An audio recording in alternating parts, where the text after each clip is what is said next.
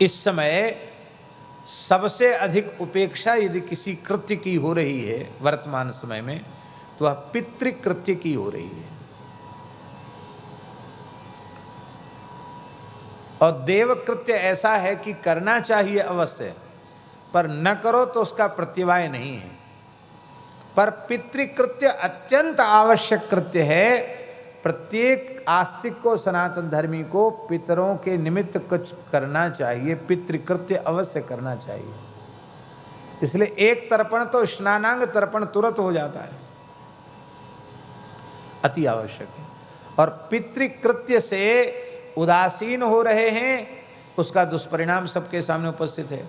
हमने महाराज जी अपनी आंखों से देखा बड़े बूढ़ों को कि गांव के लोग, सामान्य गांव में रहने वाले लोग, पितृपक्ष में कोई शरीर में तेल नहीं लगाता था, सावन नहीं लगाते थे, नख अमनिया नहीं करते थे, बाल नहीं बनाते थे। पितरों को खाना पड़ेगा, ऐसा लोग कहते थे गांव में। आज देखो, आज कोई मान रहा है? जिस दिन पिताजी की तिथि है उस दिन उनको कुछ थोड़ा एकाध ब्राह्मण कोई जिमा दो तो बहुत हो गया।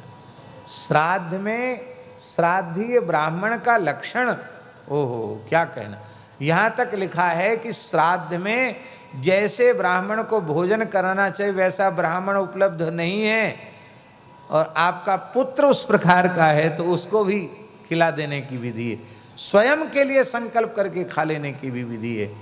किंतु श्राद्ध में अपात्र को श्राद्ध नहीं देना चाहिए, सुपात्र का विचार अवश्य करना चाहिए। आपने सुना है, समय तो हो रहा है लेकिन एक छोटी सी बात बता दें, इसमें पितृपक्ष चल रहा है।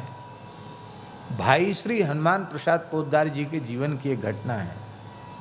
जब वो बम्बई में रहते थे और काम करते थे, शाम को समुद्र के किनारे जप संख्या पूरी करने के लिए चले जाते थे। लोग तो अपने ढंग से रजोगुणी तमोगुणी लोग समुद्र के किनारे घूमते हैं, लेकिन वे माला झोली लेकर के जप करते थे, देर तक जप करते थे। जब नाम जप पूरा होने के बाद लौट के आते थे।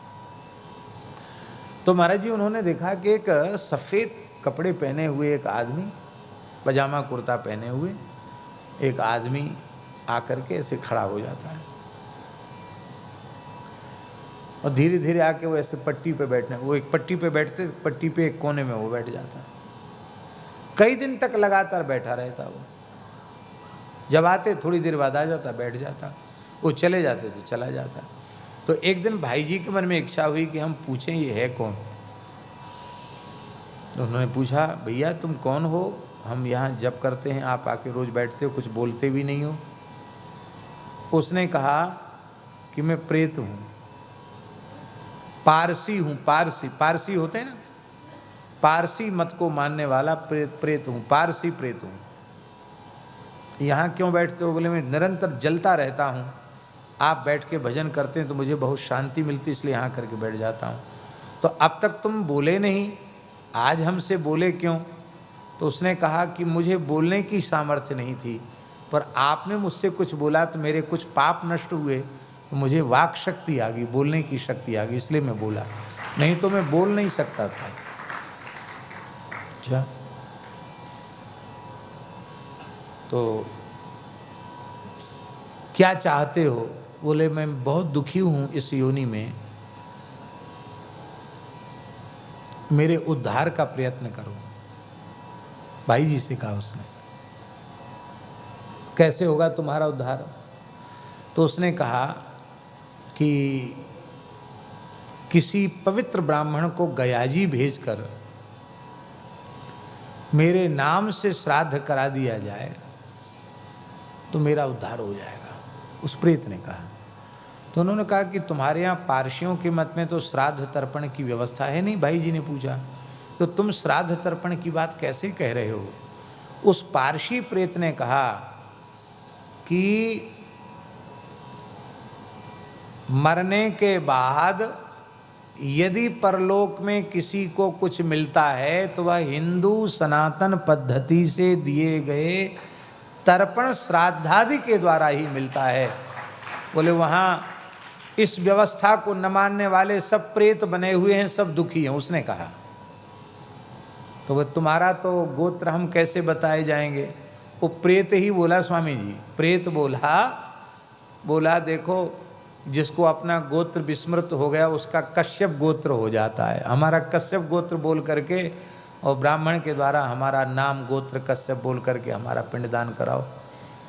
तो उन्होंने कहा पिंडदान तो विष्णु पद में हो जाएगा। तुम्हारे भाई जी ने पैसे की व्यवस्था करके एक ब्राह्मण को भेजा और उस प्रेत को कहा स्वामी जी कि तुम्हारा उद्धार हो तो हमको अनुभव करा के जाना। तो उस भाई जी को अनुभव करा के तब वह देवलोक गया। उसने कहा कि श्राद्ध पूर्ण हुए और अब मैं अपनी योनि से मुक्त होकर स्वर्ग जा रहा हूं। इसका मतलब है मरने के बाद परम कल्याण की गारंटी लेने वाली व्यवस्था वैदिक सनातन धर्म में ही है, अन्यत्र कहीं भी नहीं। इतना हम लोग इस बात का बड़ा गौरव रखते हैं कि भगवान ने ऐसी पवित्र परंपरा में हम लोगों को जन्म दिया है। तो श्राद्ध आदि से उदासीन नहीं होना चाहिए।